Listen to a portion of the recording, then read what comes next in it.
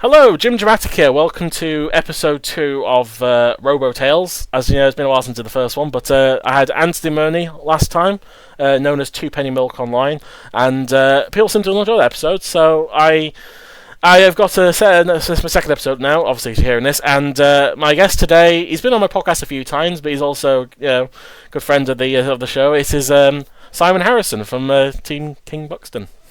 Oh, hello, I'm glad to be your number 2. I always planned to have you on here for a while, but it's great to have you back on here again. Yes, that's nice to be here. Thank you. Yeah, I mean it. Oh, sorry, you were going to say something. Sorry. No, I'd say I think it's going to be great. I hope. Oh, well, it's interesting as we make it, I guess.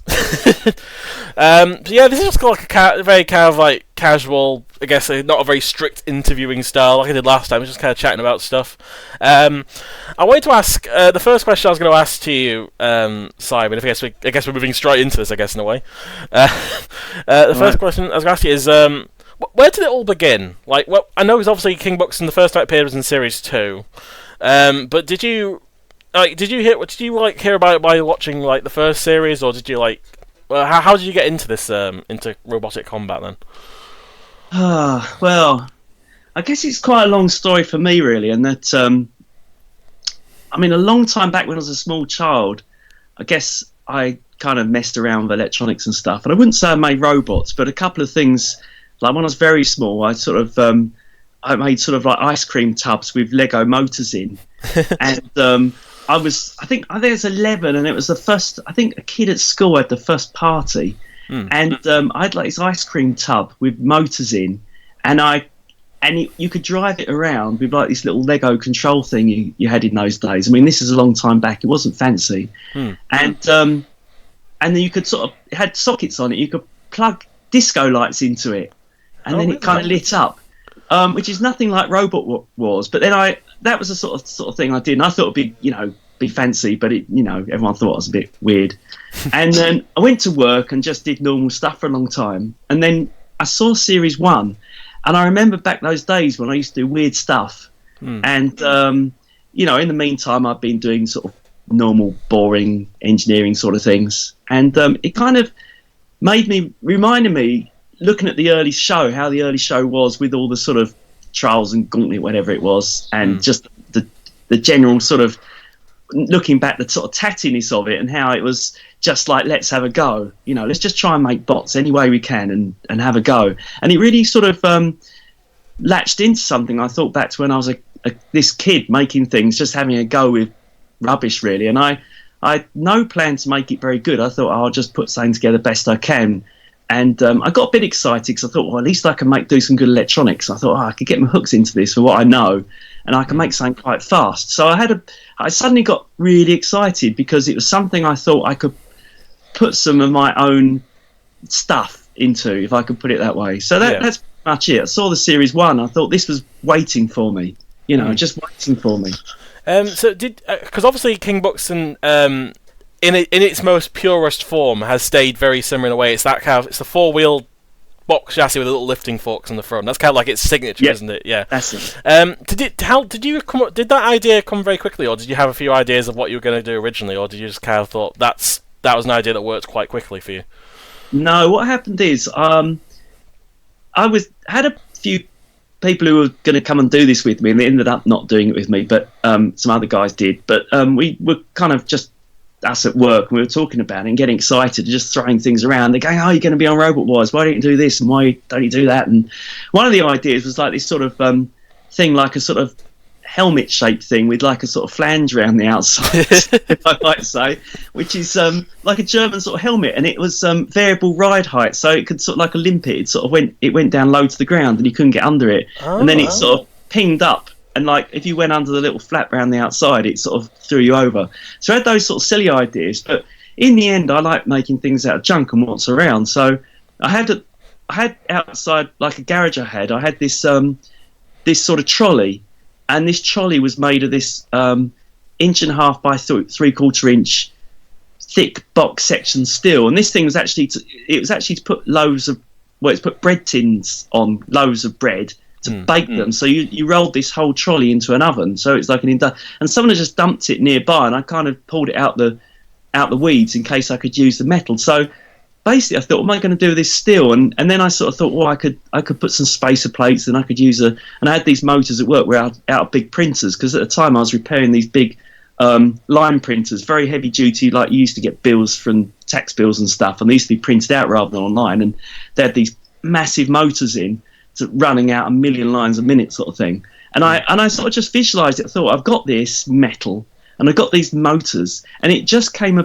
about from what I had lying around, because I had no money to spend on it at all, and I didn't think it was, I didn't know, I thought, well, if I spend loads of money, it's just as much going to get stuck or fail as spending no money. And that's how it is a bit in Robot Wars, actually. You can spend $1 billion or spend nothing, and sometimes the $1 billion robot comes a cropper, But I had this stuff, so it was a bit boxy, so it kind of lent itself to a boxy design. And then all the things, I looked at the way that the show was, and I thought, oh, it must be invertible, and I don't want to get stuck. I just wanted something that kept going, and that was the main thing. Have something that kept going, because I was doing it with a friend I was doing it with then on the first team, Steve, and he used to race cars, like a sort of touring cars. He did it for a bit. He was just a minor, back of the field sort of guy. Yeah. And he used to go around and cos the Sierras, and he said rule number one, and I say this to everyone all the time. He said rule number one. He said, if you want to finish first you have to finish. He says you just got to make it not break. And that'll be half the battle won, really. And I think it's probably true now. You just got to keep going. If you're the last man standing, you're the winner. Yeah. And that's how it works. That's how the design came about, really. It was a very effective design for Series 2, actually. Because did you ever expect that you would actually win your heat when you were competing, or was it more just kind of like, we'll see how far we can get and just go for the fun of it? Well, strangely, when we started, and I had myself and Steve, another guy, Phil, and Steve was very confident, actually. I mean, I went in and I said, oh, it's just junk and we'll do this. In fact, we made the whole machine out of junk, because we thought we had loads of time. We said, right, we'll make a junk one and take some pictures, and then we'll make the real one, so we'll make a test. And as it turned out, the one we made as a prototype and just tried things out, we had no time, ran out of time, we used it. But he said, he thought, and I began to believe him, he convinced me, he said, look, we just got to make this. I'd made the electronics for it and found the motors, and this is early days of the Bosch 750s. And, we got these things, and they were far bigger than the printer motors we have. And he said, look, this is immense. He said, we just got so much power, and this thing's so strong and boxy. And he actually gave me a lot of confidence. He said, look, there's no reason why we can't do well. He said, I'm not saying we're going to win. But he was a real motivator in the team, I think, because he'd been doing other competitive sports. I'd never done anything really competitive. I'm a very anti-competitive person. If something was on at school, I just, wanted to hide at the back. I didn't want to. We had to do rugby. I didn't want to score tries or be at the front or, score goals or do anything. I'd take part, but I was never expecting to be very good. And I was a little bit starting like this. I just thought it was fun. But he was really good. He did build me up, and actually, he said, look, there's no reason why we can't do well. So I actually, by the time we turned up, we thought we did have a decent enough chance. Not fantastic, because we'd seen some other things. I mean, we'd gone to the tryouts, and the first thing I ever saw is actually a RoboDoc. Because, Mike Franklin was there, as more or less. And if you look on, I've got a little a bit of video somewhere of that tryout, and that was the first thing. And when we saw that, if you imagine that's the first other robot you see, when you go for the tryouts, and you go and have a look in RoboDoc, and you think, oh my god, it's so good. And then it was like our whole world, the bottom fell out for a minute, because we thought, oh no, they're all going to be this good. Series 1 was kind of okay, and we've made something Series 1 plus, but everyone's made, we just assumed everyone had made, like, they'd been in some sort of sort of crazy university entry with every sort of technology just turned up. Everyone has sort of piled in all their effort and their money and their brains and made fantastic machines. And we after the tryout, we would knock down a few pegs, actually. We sort of thought, oh crumbs, that 101's really, or not 101 then, sorry, RoboDoc. Yeah. It was really good. And we saw that, and we saw kilohertz as well. We thought, oh, this is good too. So we came away before the filming thinking, oh no, there's some really good machines here. And they were. So, we were rather hit back a bit by that. One thing I'll say, I know I have asked this before. I'm not sure if I've asked it on recording or not, but the name King Buxton. I remember when I was very young, it kind of confused me, because I was expecting it to say it was from a place called Buxton, and it wasn't, because I'd never heard of where it came from. So I'm just as a quick mention, where's the origin of King Buxton again? I should say the story of Buxton, but first I should say one little thing. We got a bit of trouble, actually, because all the production crew thought we were sponsored by Buxton Water, spring water. And Steve, he couldn't get enough Evian. And he used to have loads of Evian on the big, they said, you can't show that Buxton water. And it's like, it's Evian. It's not Buxton. But they were just so convinced that we were sponsored by, the Buxton water people. We weren't. But anyway, it's just a ridiculous thing. When we first turned up there were all these continuous fights about, you can't have that Buxton water. And it's like, we got nothing to do with it. But what happened with the King Buxton thing, right? Rewind.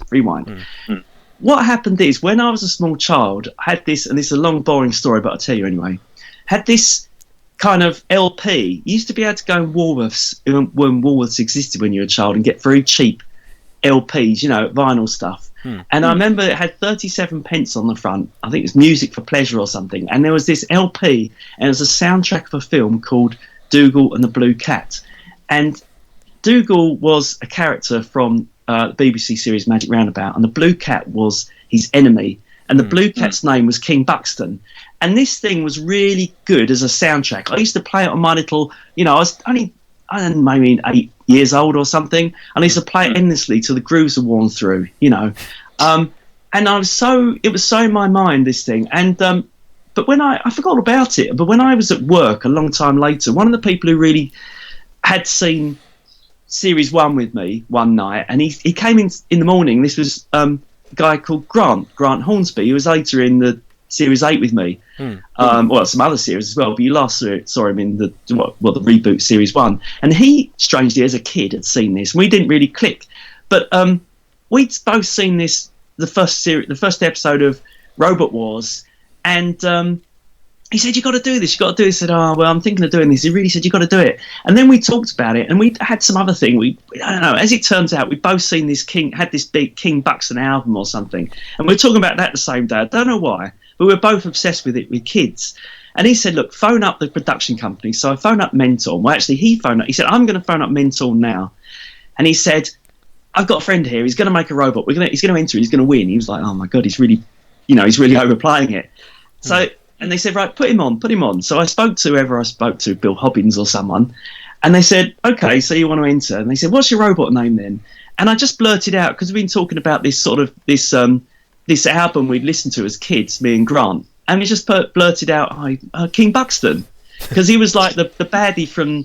He was actually the baddie, but he actually turned out to be good. It was like a twist of the plot at the end, but for a kid's thing, you sort of get excited. Sort of stuff. Anyway, so we said King Buxton, and I thought, we're never going to use that for real. But we couldn't think of anything better, really. And I think in those days, there weren't any really... That was a bit strange name. People used to try and call them, menacing names in the early series. I mean, like robot naming now in like the Beetleweights has gone really crazy. And I love some of the naming, but in those days I thought that was a bit crazy. But then we kept it. So there you go. Quick, short. What is the origin story of King Buxton finally revealed to everyone. Yeah. Who knew that after all this, it wasn't the water, it wasn't a place called Buxton, it was a blue cat from Magic Roundabout. I love that though, because it's kind of like I said, there's a lot of tendencies to kind of name your robots either something menacing, like robots like Mortis has kind of a cool name, or like Cassius, and then King Buxton comes in and it's like it's not a pun, it's not like an amazing name, it's kind of like, oh, okay. I like it because it's almost regal as well because I like that, because was the character like a king or something, I'm guessing, or was it just a title? No, well, what happened is, I should encourage you to go and find on eBay $3.99. You can get the DVD. 69 film if you really want to watch it. It's not that good, but but he was actually led by the Blue Voice. So the Blue Voice was kind of a hypnotic voice, and he started out as like Count Buxton, then Earl Buxton, and as he got more evil, he eventually wanted to become King Buxton. but it was all, he actually he was a blue cat, and actually he turned white in the end, and he turned out to be a good guy. He's just being led by the evil blue voice. So actually, there you go. I'm as I am, of course. I'm saying blue voice could be a good name for like a kind of spin-off robot in the future. That's an idea, actually. Yeah. Ant-weight or beetle-weight blue voice, that'd be quite cool. But I was saying, because obviously you met Mike Franklin during Series 2 with RoboDoc, and obviously that was your first arena fight against them. How did you prepare for that? 'Cause obviously the gauntlets and trials are kind of like you're just trying to get, particularly in your trials, where it was like the joust, you had to get basically as far as you could, and pretty much as long as you went forward, you were pretty much okay most of the time. But when it came to the battles, how did you prepare for those? When you actually had to get into the first kind of official fight against another robot, particularly against someone like Mike Franklin, obviously now are obviously quite friends with, so it was kind of at the time it was a bit different. It's easy really, because you have to think the same way. You're only going forwards. I mean, I still think that the judging is wrong on these things. It shouldn't be by damage or any other. It should be you're just going at the other person maximum. You should never play it, in the corner waiting for something to happen and be clever. You should always just keep going at them, and that's just always been the spirit. In those days, Steve was driving because he had other sort of driving experience, and even then we were saying, look, we just keep going forwards at him. As long as as soon as you start going backwards, you always feel like you've lost.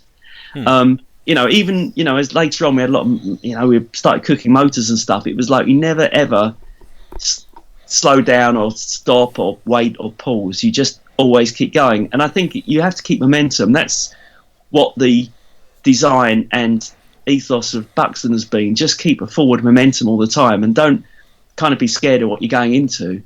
You'll probably surprise someone. They'll think there's a box coming at you with some spikes, and hopefully, even they're the most powerful, meanest machine in the world, that might, they'll think, crumbs, he's coming at me anyway. That's the thing. Just go at him anyway, whoever it is. So we knew he was a very good machine, but we just kept going forwards. And if you were there, you'd know they used to not be a 3-minute fight; they were a 5-minute fight, and there's a lot of editing down. But a lot of that was. It was a very close fight, actually. I mean, we won it, but only just, because there's a lot of stuff you just didn't see. You only see him maybe 2 minutes out of the 5, and it was just crazy. We were smashing around the whole 5 minutes, and no one was going to give up. I mean, he wasn't going to. We both had the same attitude, really. He obviously made a pretty decent machine. He wasn't going to be shown up with a bit of scrap angle iron being welded together just to put big motors and big batteries in it. He had something to show and prove, and that's what actually we know that's why we keep on at him, because even though I've never made a machine as good as Mike can make, but I always got this feeling, if you just, however bad you think your machine is, just go forward and just try, and that's what we've always done, and that's how that fight was. Yeah, I imagine it must have been quite a confidence boost when you beat All Talk in their heat final, and then now you're in the same league as the Roadblock, who are reigning champion, Cassius with Rex Garrett, engineering. You're now in, you've actually got one step further. I mean, did you ever? I mean, as I said, you said you're not the most competitive, obviously, more anti-competitive, but did you? How far do you think you were going to go? Once you got past the heat, you were thinking, did you actually start thinking? This could be. We could get to the grand final here. Did you start thinking that, or not really? Because the reason is you were taken up when you're there. Your mind is taken up by, the crew talking to you and things happening and filming things, and they're telling you to look into the camera, and there's just so much around. It's so much outside of the competition. It's not the competition. It's just the making the show, and it sucks all the competitive part out of you. You only get the competitive feeling, and I only get the competitive feeling the minute you kind of start moving in a way, and you go, right, just go forward, just do it. But all the other times, I don't think we ever felt, and you don't know also who else is coming through. It's kind of a bit non-linear, because they did it in 2 sections, so half the robots come in for a couple of weeks, then the other half, and you don't know the other half that you're going to be against when you meet up at the end, and you sort of it's sort of a bit disjointed, so you're only doing the moment, you're only sort of playing the moment you're in. You're only planning for that second and what's going to happen in 10 minutes, half an hour, and an hour. So the answer to that is we didn't know. We just did what we were told, went forward and just waited for our turn. And we didn't go home at night and plan anything. We didn't, go and have a pizza and say we're going to meet so-and-so and we're going to play it this way, or, he's got a problem with this. We just did that the 2 minutes before we just had, the activate. And that's how I still run it now. Don't worry too much, I think. Because it all changes. So people drop out and then you go fight someone else. And he just got to kind of play it minute by minute, and I think we always did. And I think that's how it was then. I never thought we were going to get that far. We always believed we're about in 5 minutes and, that'd be it. But, early days was okay. It must be quite an achievement, though, for your first series. Like, when you're like a newcomer, there's not as many expectations compared to something like Roblox or something who's like champion or been in the heat final or whatever. It must have been quite a confidence booster. Even when getting knocked out by Roadblock, it must have been like for the first time we managed to make it to that far into the series. It must have been quite a good. Must have been an amazing achievement to get that far on the first go.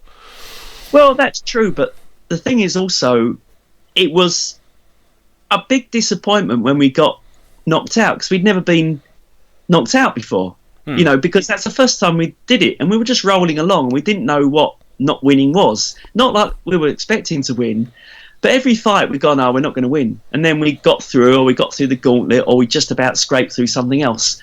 So we weren't too sure how to feel when we did get stopped. But we were a bit lucky in a way, because when we were put out by Roadblock, I mean, we were sort of down, but we saw it coming, because we knew we had troubles by then. We'd kind of all this business of just go for it and going forward. We basically wrecked all the internals of the machine by just stressing everything. It just, probably that early machine was only built for a few fights, really, and it couldn't run anymore because that's the biggest technology we could, the best technology we could do was just, we had nothing, the gears weren't hardened, the bearings were like sort of just, we had to fit them in a small space. The bearings were too small, and the motors, we were overrunning them, and the gearing was wrong, so we didn't really know what we were doing. So we were really pushing the machine, and we saw it straining. And we were kind of, there was two sides to this. I mean, first side, we were kind of waiting for it to fail, because we just didn't think it could possibly take any punishment. You imagine just running something, it was 80 kilos in there, just running it flat out. And it never really, it was the first time it really performed well. All the other time, we got it going at 3 a.m. that morning before we started filming, and then it was just non-stop from then. And then when we did go out, we weren't sure what going out would be like, and we were glad to have done it, but it was disappointing at the same time, because we thought, if only we, the gearing was different, or we'd not put 30 volts on a 24-volt motor, or, done other things, which we were a little bit not prime time by then. We were sort of just trying to do things, just trying to get the most out of the least technology. And still now I'm just trying to make those sort of things work, just trying to sort of coax as much out of, the technology I can muster and the price I can pay for stuff.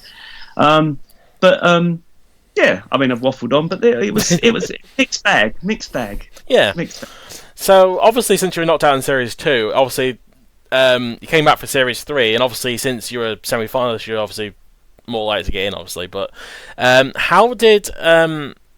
what improvements do you think? Since from your experience in Series 2, what would you say, like, your first priority was, like, to improve King Buxton for Series 3 when you were going into the battles? Well, we had a lot of things.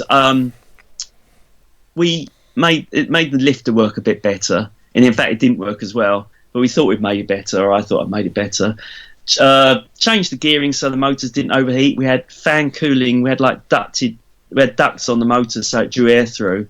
What else did we do? A few things, really. All new electronics, so we were really on the edge with electronics. I mean, it was good. It was powerful, but only just.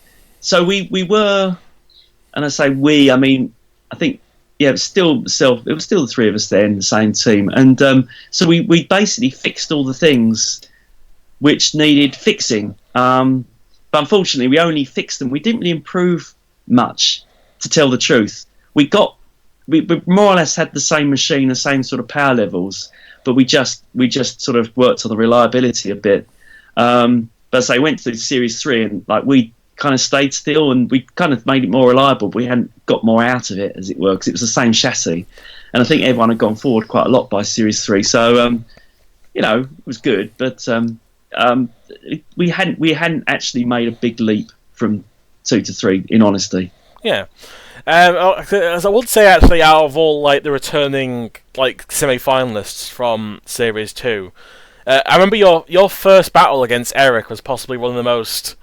I don't even know what happened with that pit, how you managed to stay out of it, and how Eric went in, because it was possibly one of the most dramatic first battles for a seed I've ever seen. Like, it was amazing. I think it was a plan by Eric. I think he was planning his own immortality and his notoriety. So he decided to do something so stupid. Let me get out the pit, that he would be remembered forevermore, and I'll probably be forgotten over Eric, really. So I think that's all Eric's plan. But he was, I wasn't driving in Series 2, but Series 3 I was a bit of a fresh driver, really, because I'd let Steve drive before, but he wasn't too interested in it anymore. So I wasn't such a good driver early on. So really I shouldn't have been near the pit. And this day, actually, is... I can never forget almost going in the pit, and every time I've had a fight subsequently, even when I went over to the States and they don't have a pit, I still said to someone, I said, don't let me go in the pit. And I said, I haven't got a pit. They don't have pits here. But everything I've been in, I can't help myself. I always say, just don't go in the pit. And when we came back for Series 8, the first fight, I said, I don't care about anything else. We just go forward and not go in the pit. So we went from just going forward to just go forward and don't go in the pit. So that's between the two things then, because it kind of ingrained in my mind. I thought we could have been such an early out. If we'd gone down instead of Eric, we just would have packed up and that would have been the end of it. We probably would have, we'd improved the first machine and that was the second machine, and we would have gone, we got good mileage out of this chassis and we've done okay. We don't want to do this anymore. We went down the pit. We're a stupid sort of thing, and it's only because he let us escape. I think. I can give him the credit that we kept on. So there you go. Because it was a very exciting like because it was very quick as well, as what I remember. It was like a little bit of action, then suddenly you're all near the pit, and then it all kicks off. It was very fun. But it's kind of interesting how like that one moment is now like, even for the rest of your robotic time in Robo Wars, has always been like, look out for the pit. It was a good learning lesson, at least, because you're not going to go near the pit again. Yeah, it's good to have that early on, really. It was exciting. It's strange when you're driving, though. 3 minutes feels like 30 minutes, and every revolution of the wheel, it might be going at 500 RPM, the wheel, and you feel like it's just like 5 RPM. Everything is in slow motion. Strangely, you do have time to think when you see, and you get a different view to the cameras. You're quite high up. And I still quite like the high up viewing. With the flippers now, they like to almost lay on the floor when you see live shows. They like to get underneath to see how far they go underneath. But you had a good view in those early shows. You're up on the went up on those sort of like cherry picker things. Yeah. And you could, I can almost remember. It's funny thing is, I can't remember a lot, but I do remember some of the driving. I do remember every second of the driving in some fights, and I can remember almost see the dirt turning around on the wheels where it was kind of gripping and not gripping. When you can sort of, and how much wheel spin there was when it was near the pit, and I could almost feel, I felt really connected with the machine in that fight. It really did get me linked into it.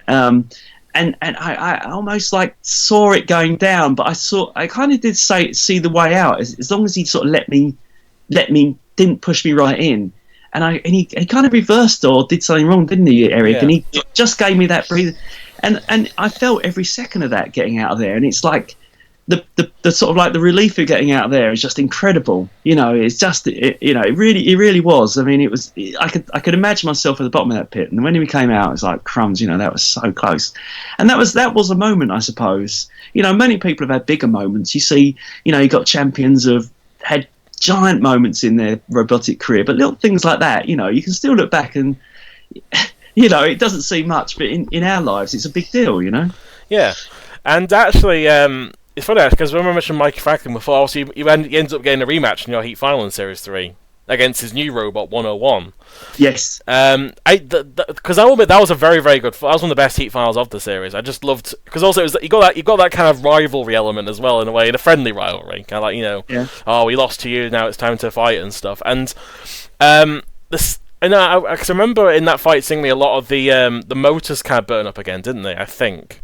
Yeah, there's a story to that. What happened is it's actually because they insisted we put some extra weapon on. So I put this thing on at the back, and we just called it the spinny thing.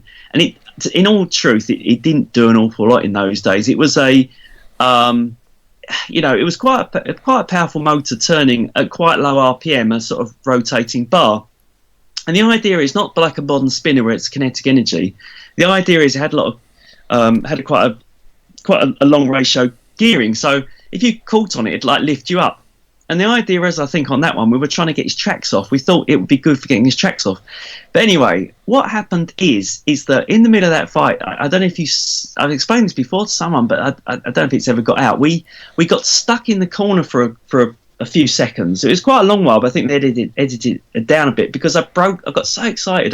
I broke off the right-hand stick of the controller. I just snapped it off because I was so hyper with the fight. We're going to have him. I just really was in the mood for getting him. So I'm not very competitive until I get going. And then when you're in the fight, you're just thinking, well, we're here now. I spent all this time and money. There's no way I'm going to back down. I'm just going to go and do their best. And I got so into it. I just must have put too much force. So I broke off the right-hand stick. It just broke clean out the gimbal. Oh, wow. And for a second, I was trying to use my little finger to steer it. And then I quickly unscrewed. I thought, oh, I know what I'll do. I saw this little hole where I could stick it. So I unscrewed the other end of the stick where it had like a sort of thumbstick, and I jammed it in. There was like a bit of a gap. And I it's smaller on the end. The bit that came out was like a big wodgy bit, and I couldn't get it back in. And I had this sort of small end that I could see quickly how I could get the thing. And it was like, I can't believe, it's just like 6 seconds thinking. And I stuck this thing in, I got control back. But what happened is I'd accidentally, in all this, I'd flicked on this rear spinny thing motor. But this spinny thing motor is it's a starter motor. It's only for intermittent duty. It's only to put on for 4 or 5 seconds. You're supposed to spin it when you're next to something and let it off. But instead of putting it on a push button, it was on like a toggle switch. And where I'd been messing around with the gimbal for the drive, I'd left it on. But it got bent or something, so it wasn't going round. It was just, I don't know what quite happened. I know I've really got to the bottom, but basically either because it was running and it overheated or because it got bent. But basically it took so much current, and then it welded, when I looked at the sort of post-mortem of this, it welded the contactor. This thing had a contactor switch on and off, and it welded it close. So all it was doing was draining. It was shorted out and bent. It was just draining hundreds of amps out and just burning the cable out. So the actual drive system was good, but this thing, which was like just we were forced to put on just to make the robot a bit more interesting and get in, it was like on fire. So all there's just the wiring was coming out, and I could just feel it was like the blood draining out your body in a way. You could feel the power going because the drive system takes 150 amps a side or something, and this thing at the back takes 150 amps, and they're only in those days like lead acid batteries, and those batteries have melted. All the wiring had melted because they were just pouring out hundreds and hundreds of amps while we're still trying to fight. And we, because I'd left this darn switch on. And the reason I left this darn switch on is because I got so hyper I'd broken it off. But that's because I was fighting Mike. If it was anybody else, right, it wouldn't have happened. It was just like it's Mike. We've done him before. We've got to do him this time. We just have to. There's no way we can lose. And we lost. So there you go. Don't get too excited. I mean, we did. And that it just sort of so there you go, in a nutshell, in a very long nutshell, the biggest nutshell you've ever seen. That's what it's all about. I love that kind of like passion. It's only because particularly in fighting Mike, I like that. Like that's when it comes out. It's almost that kind of like sort of schoolboy enthusiasm, when it's like your best mate or something. And you're doing something with him, and it's like he's the first robot we saw that was any good. It's like, I tell you what it is, he's the best robot in my mind because he was the best robot I saw, the first robot I saw live for real, a Robot Wars robot. And because in my mind at that time he was the best, he still is the best. Right, whoever I fight, I just go, they're not as good as anything Mike could do. Whatever it is, I go, oh, nothing would be as good as Mike could do. And it's actually probably true. If Mike and I still give him massive credit. If he put his mind to it, he's a great guy. He'd beat anything, I reckon, if he just said, I'm going to do it. And I still believe that. So it is that feeling of like, he's the gold standard. I don't want to up him too much, but if he is the first machine you've seen that was really good, that's how you're set forever in your mind. And that's how my mind is set. And now actually I'm really suffering because he kind of set me, or I kind of accidentally accepted the challenge to build this Beetleweight thing and take him on. But he's made something so superb, and I've not been able to make anything. He's killing me with it. He really is. And I still haven't made this thing. I've made about 6 different versions, and they're all terrible. In fact, they're more terrible than the most terrible Beetleweight. In fact, because he's done this to me, I'm totally like a limp piece of lettuce brain when I try and build this thing. I can make anything, but now I just can't do it because he's like and he's got me now. He's beat me so many times. I don't think, and as much as I say I'm going to do you another day, Mike, I don't think I can now. And it's a strange thing. He's like the sort of standard. If you want to beat anyone, I want to beat Mike Franklin, because that shows that my rubbish bit of metal and welding and crummy electronics is almost as good as something that's really, really good. And that's in my mind my sort of yardstick. I don't know if that makes sense, but all my, there's a few things I can't remember. I've got really bad memory, and I can't remember people and faces, and I don't remember people's names very well, and I can't remember all the robots, quite honestly. I know them when I see them, but I go, I've forgotten the name, and I've got awful thing. Actually, I suffer with this. It's just part of my nature to forget things a lot, anything a long time back. But there's certain moments in my life, certain small things that stick in my mind and they never go. And like seeing that RoboDeck for the first time, and then that stuck with me. And it's like anything he brings, I've got to beat or try. I don't think I ever will anymore, but I've got to try, really. And so that's the funny thing about that. Yeah. That's pretty cool, actually. I mean, and also that kind of does lead on to the fact that obviously you two then also competed as like partners in the tag team, both in the end of Series 4 and also during Extreme as well. That must have been a lot of fun, being like together. Yeah. Well, if you think, well, you never beat him, might as well join him. It's no, that was fantastic. They were great. I mean, that was tag team. We were very, very lucky because I think they had a bit of filming time left. I'd gone home and I'd actually changed jobs, and I was in a different work, and then suddenly, 3 days after the normal filming, and we'd gone home, and I can't remember, I'd gone out against Atomic, I think I did. And they just said, can you come back tomorrow? We got this this tag team, and we thought you'd like it. And I can't remember if we knew it with Mike. I think I phoned up Mike, and he let on that he'd been asked as well, and then we sort of clicked that maybe we were together, and I think we found out, and then we thought, this is a great laugh. We were really in for it then. We thought this is going to be so we got really excited about that, and it turned out good because I think we did our combined, he's feeling that he probably wanted to beat me, and my feeling wanted to beat him, made us want to take on the world and beat the world, And I know the world was only a small world. I mean, not Firestorm was in it, but he already had problems, and I can't say it's a great big win in anybody's life. We're not not derating the other robots, but it was just a tag team, And but to us and to me, I had this new work, and I had to, on the first day I started, just say, I'm not coming in. The most important thing in my life is just going to happen. I'm going to be back. And it was the best thing. And I went up there with Grant, who was in the team then, and went back and had a great time. And we were singing afterwards, and we got a trophy, and it's best thing in my life, actually, that tag team, I have to say, almost. Yeah. And obviously when it came to Extreme, I remember very typical with Extreme from what I watched. It was very kind of like, there's a lot of very overly played stuff, a lot of kind of acting and stuff, that kind of thing. I don't know what they said. What do you remember? I don't know if you remember what they ever said to you, because I always wondered what the RoboTales when they had to play up certain aspects. I think you also had I can't remember. I think you had a rival battle as well. I think. Yeah. Well, they decided the whole thing, the production. It was just going to be like a wrestling show. They've been watching television and thinking, what's the most exciting show, fighting show there is? And they decided it was fancy wrestling. So the whole thing was, but it didn't quite work with some, builders, because they were builders. They weren't really celebrities or wanting to speak much or build anything up. So some of it was a bit, cardboard. But we kind of tried to play along with it. But I had an awful robot then. I knew it, actually. That King B Powerworks thing. I mean, everything went wrong with that, because I tried to get too fancy on a few things. And it was never any good. In fact, even when it came back as Remix, it was never any good. It was like the most unlucky chassis. When you make it, was the first leap to 100 kilograms.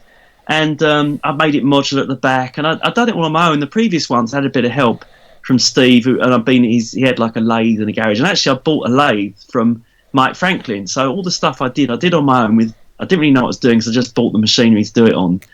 And I was sort of learning at the same time. And I'd made all new electronics, which is really fancy, which is actually the only good bit in it. But then at the same time, someone sponsored me some motors that didn't turn up. I was going to be having Lynch motors. So, and I had it all worked out to put Lynch motors in it, really. And it would have been quite early. It would be me and, Storm 2. Storm 2 had, he was crazy with Lynch motors, super powerful motors, But at the last minute, they wouldn't let us have them for some reason. I don't know what happened. They said, no, you're having them. So I had like a week to to re-engineer everything and move all the electronics around to put Bosch's back in. And it was all wrong. All the voltages wrong, and the electronics I just had to remake on strip board, and because it was different voltage and things different. Just it was just different. I moved the lifter around because the Bosches were longer instead of short and fat pancakes. They were long, and I couldn't do the lift motors, and it just compromised everything. So that machine, and I'm sorry we've gone right off the plot, but it's a really bitter feeling I've got. I got a really down feeling when Extreme and Series 8 are the most sad things I ever feel.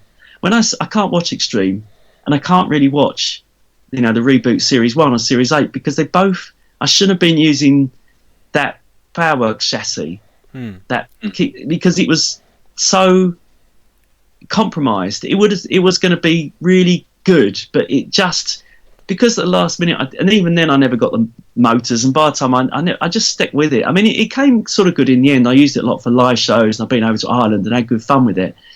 But there's so many, when you build something in a sort of small space and it's all got to fit together in a certain way, and then suddenly you change one thing, it just put everything off kilter, and it was never good. It's only because I just built the Buxton 20 a couple of years ago that I kind of put everything right.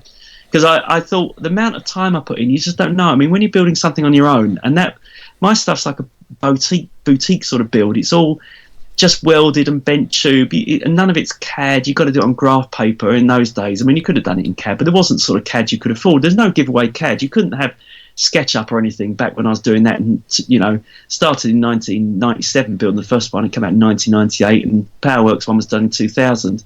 You could get AutoCAD, and it cost a fortune. But there wasn't anything else, and so it was all just done on bits of paper, and everything was, the angles and the gear ratios were worked out, and the torque and everything was done longhand. And what am I talking about anyway? But I just couldn't face doing it all over again, so I used that for that machine many times over when I shouldn't have been, because it wasn't worked out properly. And I only had the effort lately to think, I've got to stop, I've got to rebuild and start again. But anyway, I've waffled again. Oh, no, this is fine. Extreme saddest thing. I can't watch it. I really can't. I just feel sad to see it, quite honestly. That's a bit of a shame. I understand what you mean, though, and, something just doesn't work out that way. And, it just, the smallest aspects can just ruin the machine for you, even if it's, some other people might not know. It's like at the end of the day. So it can get you... Yeah, that's the thing. It's wrong, when you're designing something, it takes me years to get a robot done, and everyone who builds robots will know you sit awake at night and you wake up at 3 a.m. and you go downstairs and you get a piece of paper out and you start scribbling down. There's so many compromises and problems in building robots that sometimes anyone say, oh, you just put an axe on, you do it like this. It's not like that. We are putting a lot of force into these things, and there's a lot of compromise, and there's a lot of subsystems. If you're going to do an electric axe or something, there's an immense amount of current, and you've got to work out the electronics. Or if you're going to do, even if you're making a vertical spin, you've got to hit something. You've got to take back as much force as you're putting out. You know, the force is controlled, but there's so many things you've got to think about, and you think, well, if I put extra weight there, I've got to compromise here. The whole thing is a very finely balanced compromise. It's extremely finely balanced. Even me making just welded, you know, crummy robots out of angle iron and mild steel still is very balanced with the materials and sort of techniques I had. And it's also very balanced with the machines that are very highly advanced. But you change one little thing and the whole balance, it just really is, it all falls apart sometimes. Or you've used the wrong sort of material. You know, I've seen people have used just the wrong sort of steel or the wrong sort of hardening. I've had all sorts of trouble with, you know, the robots had to be sort of resilient but strong, and you can obviously you get metals hardened in different sorts of ways, and just getting the right sort of temper on a metal. If you've given it to someone, I want it like this, you know, because you're going to have to say very hard and it's brittle, or very soft and it bends, and in getting it on that scale so it's hard but it doesn't snap, you know, it's got enough give. There's a very subtle scale, and like I had a wheel broken off once. That's because I phoned up the place, say, what's happened? I broke this axle, and they took it back and then analysed it. Said, oh, we've made it too hard. And I thought, thanks very much. You know, he's like, they you know, indent a little ball into it and they can test it. And they said, oh, really sorry, we made that sort of 40% harder than it should have been. And it's tiny things like that. You know, you lose a fight and you're going, oh, someone made a mistake. Or someone, I know people have ordered stuff and it's one sort of aluminium and it's a different. You have to know it's actually very, you know, there's a lot going on. When you go out for a fight, there's a lot of things that go wrong. People who have made robots, you even know what sort of, you know, you get Loctite, stop screws coming undone. If you put a bot together, you'll know you've used some that's really stiff and some that locks up, and you know every bit you've done. You're thinking, which nut didn't I put the Loctite on? You know, tiny little things. There's tiny little things. So when you've got big compromises, like you've changed all the motors to a different motor and moved things around, you know, you go out knowing something's wrong, and you can't help but lose. It's looking for the bump in the road. You're ready. You know the bumps are there. You know the bumps are massive and going to give you a puncture, and not on that, they're going to smash your wheel and break your hub. And you know the bumps in the road are huge when you know you've got it. You know, you've got compromise. And that I spent a lot of time doing that, knowing my robot wasn't good enough, and felt a little bit. You know, in the early days, you didn't know. You just built it, and you had no yardstick. When you were doing well, but as you learnt more, you realise there's more that could go wrong, more to lose and more to go wrong. And as you go through the years, you realise that more, and it gets more tense. Yeah, it sort of comes across somehow, but it does. I was actually just to mention this briefly, is that out of all the series, like in the classic series, you were consistently there, apart from Series 6 where you failed to qualify. I was quite curious what happened in the qualification for that, because you were there for every other series that you started from Series 2 onwards, apart from that series. Very simple. I made a bad choice. I used to have. What happens with the machine is I'd use the PowerWorks chassis again, but it was actually King B5. It's never been called. It would have been called King B5. You'd seen it. But what happened is I'd realised I fixed all the things that I thought could be fixed using that chassis, got everything straightened out, and made it right. All the things, all the electronics are done wrong, and I had plenty of time to do it. But I realised I need a lot more grip, and the tyres I've been using up till then, and all the machines weren't very grippy. And I realised that I actually increased the power enough that it was wheel spinning a lot. So I found these tyres were like a elastine sort of grip, and they were immensely grippy. But what happened is the way King B works is they're solid, they're like fixed axles, and the wheels turn round, and the wheels have got the like the drive sort of chain wheels on them. But unfortunately, these wheels were very grippy, but they weren't very stiff. And just driving around and knocking it around in the garden or something, that's fine. But when I went out there, I got tipped over a few times, and when it landed on a wheel, the wheels had some give in them. They bent, and the chain just came off. So I went for qualification, and if I'd gone against anything, but I think it was, I don't know, was it? I can't remember. I lost to get M2 or something. I can't remember. And I got knocked around a bit, and it just was stupid. The wheels weren't stiff like the old sort of. They used to be like steel wheel with like a rubber, and they were like a plastic wheel. And it was just a stupid mistake on my part to not really think about the force that happened when you sort of like hit the ground. And actually, it's stupid for me, Series 8, because I didn't realise by then how far up in the air a flipper could flip you, and I had a lot of trouble landing down with sticky wheels, and it would just like put so much force in the drivetrain. It broke a lot all the time. And really the forces, and that really demonstrated things get tougher and tougher every year.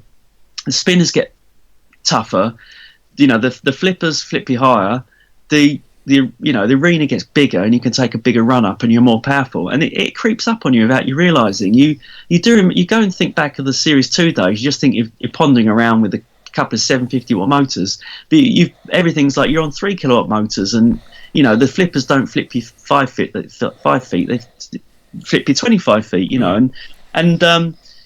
it all got crazy, and I found that out on that King Buxton 5 thing. I didn't qualify fair and square. I made a mistake. I wasn't good enough. In fact, I was at work and I had the robot in the boot for a week, driving around the country working, and it just sat there every day, and I kept looking at it thinking it's ready, and it wasn't. It wasn't, had this glaring fault in it, really, and that's my fault. I should have known. But there you go, out because of that. That does actually clear things up, because it's kind of like the only series that's not there in the classic series that you're not there, and that does actually make sense in a way. So I guess that was improved more for Series 7.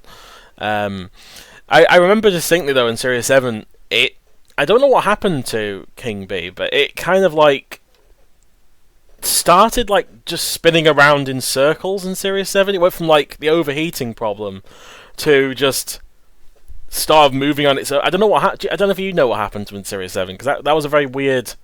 I've never seen that happen on any other robot where it just kind of just goes out of control. Yeah, no, I think I'd hit something very hard at one time, and the guts of there's a homemade linear actuator thing. It's actually pretty tough. It's got like a big bit of 20mm lead screw, and it's got a motor which turns that. And what happened is I'd taken it apart to inspect it after all the other fights. It'd been going for years and years and years, this actuator I've built, this linear actuator, it's a home built thing. And I'd kind of taken it apart before the series to inspect it and welded it back together. But I've welded it back together, basically to make it really strong. I welded it together with little pins so I could knock the pins out to inspect it again. But what happened is early on, I had a big hit, and they weren't as strong as welding it. And this thing went all the way through the back of the chassis like a long plunger, and it smashed all through the electronics. And all the PCB got, and because they're home built PCBs, only one set, they smashed all the PCBs up. So all the printed circuit boards had loads of little wire bridges made out of pieces of wire and solder. Quickly done, because I'd done this quite early on, hit something, I can't remember what it was, testing or pretzing or I don't know. Basically, it was all full of repairs, and these little wire bridges just kept snapping off because there's just so much sort of vibration and force. And I covered it in glue gun. It's just basically, you got one problem, and you've got had no swap outs, no spares. So it's boutique build. The electronics is all a one-off, and no way of fixing it properly. So that was disappointing as well, because he shook it around a bit, and a few wires moved, and it just got some crazy signals in it, and there you go. It was a bit out of control. So again, another disappointment. But that was another mistake. It's you only lose through. I lose a lot by making mistakes like that. I mean, I'm quite down about it, quite honestly, a lot of the time, because I think it's my fault. Why did I change something that was really good and worked for 3 series and make it so I could inspect it? Put these little knockout pins which all just smashed out. It wasn't as strong, and that knocked on. Everything's a knock-on effect. If it was a big empty robot and it was like just place bits, because people just make stuff out of the shelf stuff now. You can just throw new stuff in, But then it was all like a bit special, because it was my little joy of making it. In fact, I only really do it to make the stuff, and then the 5 minutes fighting, the rest of it I hate. I really do. It's like, oh my God, you got to go fighting. I'm not looking forward to it. So, but there you go. Just another mistake. Another thing I couldn't kick myself about. That does explain a lot. One thing I was also going to mention near the end of this actually was RoboNerd. Yes. I have to give this a mention, because this started last year, I believe. And would you like to tell us more about it? Because obviously you're one of the hosts of it, so it would make a lot more sense for you to explain how that came about, and then a little more of what kind of things happened in last year's event. Well, you make me happy now. I kind of thinking, with all my stress and strife over the years, I've realised that we need more happiness in this. Because there's a lot of people. It's got to a fine point now. People are getting upset because they don't get selected for things, and they can't be on things, and it's got. I just wanted to have something. I look back at the old days when you could turn up with something in a car park and run it. I mean, we couldn't do that now, but I wanted people just to come and be happy. I wanted anyone to be able to just turn up with anything they made, even if it was like the thing I'd made when I was 11 years old. You know, like the Lego motors in an ice cream box. I want people to be not put down or put back because they think they're not good enough. Because you look on Facebook now, and if people are putting stuff forward which is so incredible, and I look at it now and I feel so down. Not saying I cry about it, but I think I'm so behind. You know, you feel so down, but you really want to make good stuff. But people are making fantastic things. And you think, I just want a chance to play with the old stuff that I loved, you know, and not have to go into competition with things which are just astronomically good now. And I just wanted people to have that opportunity to come and see old machines, to appreciate where it all came from, and understand that you can still, you know, there's still something for you if you just want to make a little beetle weight or something and smash it around. And I didn't want any prize or anyone to win anything. I just wanted, you know, I say, look, you just help us pay for the arenas. You've got an honesty box, put a $5 in. You can go in an arena all day. You can fight anyone you want to shake hands with and fight. You have no structure. You've got no stress. You can just come along, have fun. And I also wanted to see old machines, because I also look back and I look back at my days, think, where are all those fantastic machines? People who must have been like me, who didn't have the break, where they weren't put, you know, they were pushed in the pit. I got away with Eric. I got out of the pit and I kept going. It would have been my last day then, but I kept going. All those machines which might have kept going, where are they? You know, where's all the, you know, the machines that got, you know, only did 2 foot on the gauntlet, and they must be rusting away somewhere, and they're real good history.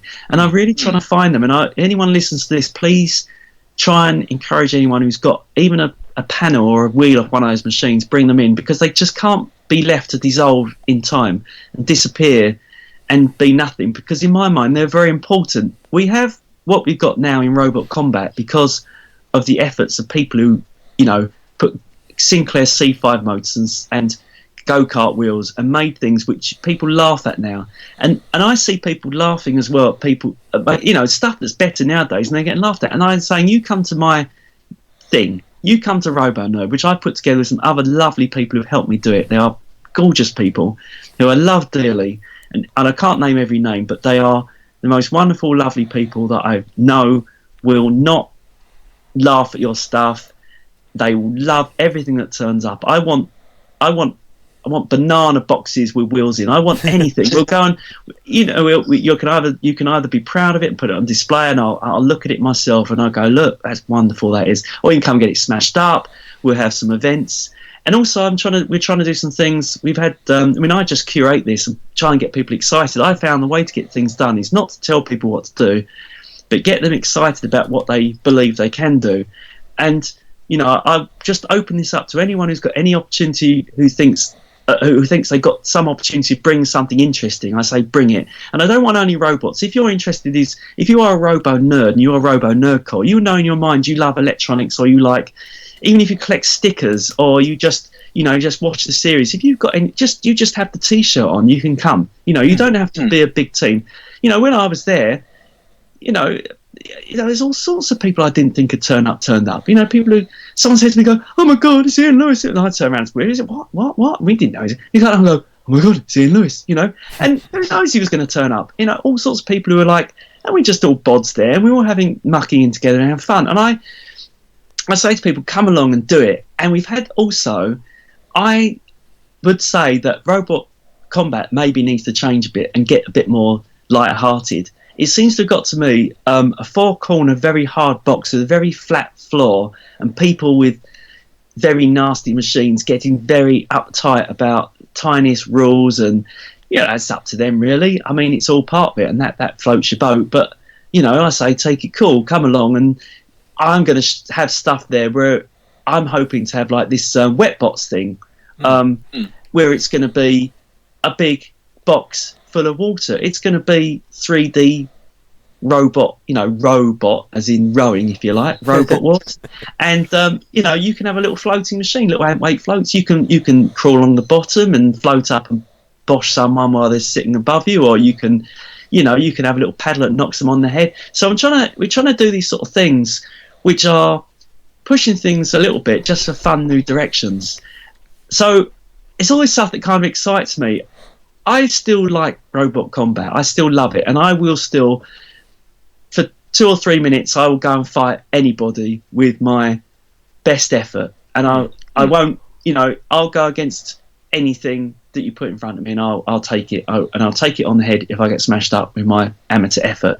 But I want everyone to bring that amateur effort to RoboNerd and see all the other history and get new ideas and see there is a way forward and they can be great one day.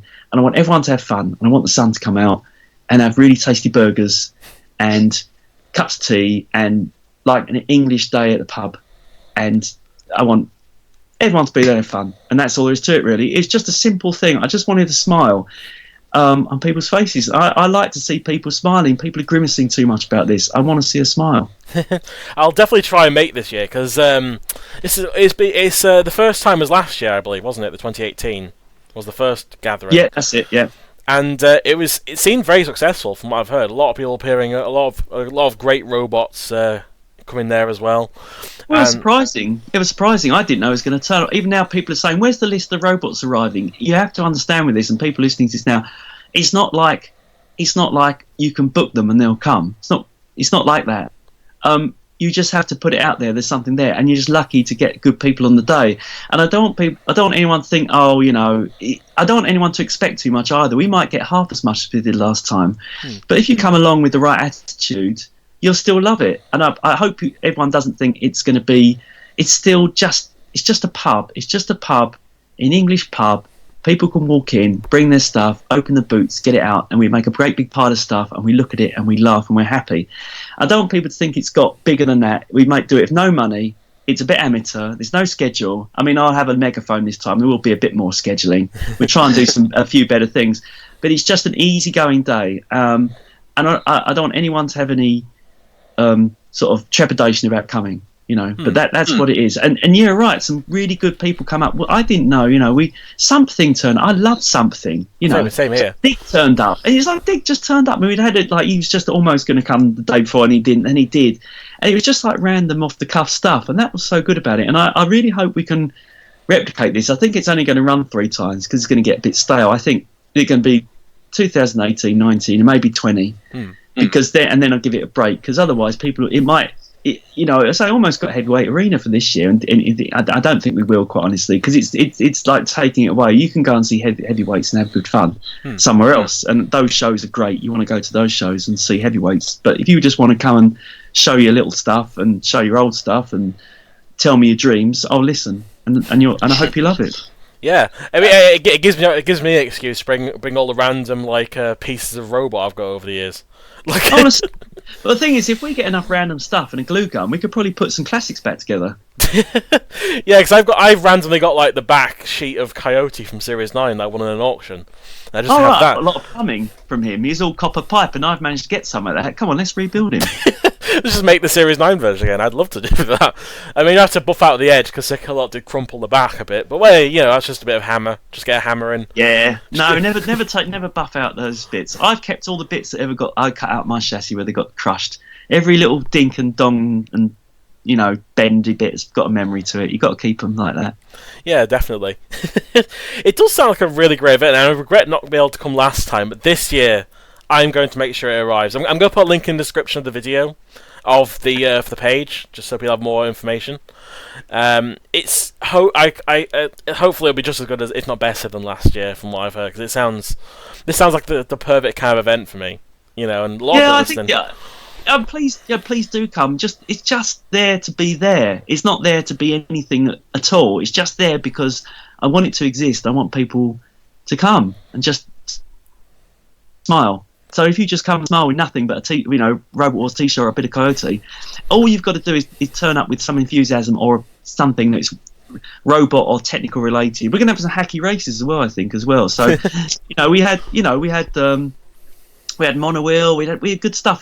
Doesn't have to be robot related. It's RoboNerd. So if you love robot stuff, but it's just one of your one arm of your life but the rest of your life is like collecting, I don't know, some sort of manga or something. I don't care. Just come with that stuff as well. Come with stuff that's connected with your desire, and just put a little display on and throw it on the floor and let us see it. You know, bring everything that makes you happy that you think the people who'd also like who like these things. It's basically, I feel that the robot combat is like the central gravity, it's the central mass of a solar system of stuff. And flying around, there's all these builders and they've got their ideas, but they're all different things. You know, I come from an electronics background. People come from maybe racing cars, or they're production engineers, or they're graphic designers or other things. But they all come together. There's some percentage of what they do will spawn a robot at some stage. So the gravity is like the combat robots, which keeps everything together. But the stuff flying around, like the sort of meteor field around the gravity in the middle, is full of random stuff. And I just bring the random stuff. I'm just telling you, I don't want it. It doesn't have to be all robot related. If you have something that's nerdy, which may have contributed to you wanting to build a robot, you bring that. I want to see how people think and how they, what drives them. And a lot of different stuff drives people. And I think we can all appreciate it. Everyone there, I think we've all got a very similar mindset, and that's why it's called RoboNerd, because we do have that mindset of loving these sort of things. And I want to see it. I really love seeing crazy bonkers stuff, even if it's taped together. Everyone else think, oh, what you're doing, you're wasting your life with that rubbish. It's not. You're not wasting your life. You're doing great stuff. Always go forward, I say, and this stuff is bringing everyone forward. I want to see it. Yeah, well, I say if you're looking forward to RoboNerd, I believe it's the 31st of August. 1st of August. Yep. And also, all description, I'll put in the description. A lot of the detail will be there, so we're not repeating ourselves. It'll all be down there. Come along. I'm going to 100% try and make it and make sure I get there, and it'll be a blast. I guarantee it. I'm sure. I'll tell you what. I'll do you a deal. You come, and I tell you then what's coming after RoboNerd, which is twice as big and twice as better. But you won't find out unless you come. Only have to find out about 5 other people. I like that deal. I like the sound of that deal. Yeah, it's a very difficult. I've been working on this. About 6 or 8 people know about this, and it's really hard to do. I tell you, it's so hard to get off the ground. But hopefully by then, I'll either tell you it's a failure and I couldn't get off the ground, or I'll tell you what it is, and you're going to have the biggest smile. Well, there, listeners, there is a bit of mystery there. I like that. And actually, on that very positive note, I think that's a good way to end this little, I guess not an interview, sort of a little chat in a way. Thank you. It's been fun, isn't it? Yeah, it's always great to have you on the show. I mean, I guess you're sort of like a friend of the show now, because it's like your 3rd time being on here. So, I don't want to be some sort of media hag who's always on. I don't want people to get bored with me. I mean, but I can talk about rubbish. It's almost like we need to talk an hour and a half so I can get all the rubbish stuff out of my mouth before you actually ask me some sensible questions, because I can jaw on forever about this. I really can. It's such a passion, But I'm so glad. Thank you for having me on. Really, thank. The pleasure's mine as well. I love these kind of like episodes we do, like people do and stuff. I mean, I want to keep this kind of series going, like just chatting to different YouTubers or creators of robots, just to see how they approach stuff. And it's always great to have you on. So a massive thank you once again to have you on this show, because it's been a great one. Rambling, whatever you want to call it, it's just been a nice little chat, and it's all been great. I've loved it. Good. Yeah. It's good for you. I'm happy. Yeah, and hopefully I'll have my ant weight by the time RoboNerd 2019 comes. Bring anything you like. Bring your ant weight. Bring anything. Just come. That's it. I just say, look, just turn up. Oh yeah, I'm definitely gonna come up with. I'm definitely bringing Coyote with me at least, or the back end of Coyote. But I'll definitely bring that. If I have ant weight by then, with the Auntie Bernie's help, I will hopefully have that as well. So brilliant. So once again, thank you for coming on the show. It was amazing, this little episode. I really enjoyed it. I guess this is goodbye, folks. So hope you enjoyed this one. Such a sad goodbye. Don't worry. Is it really goodbye, or is it? Oh, is it really goodbye? I didn't think that was going to end, but okay, cool. Bye, folks. Bye.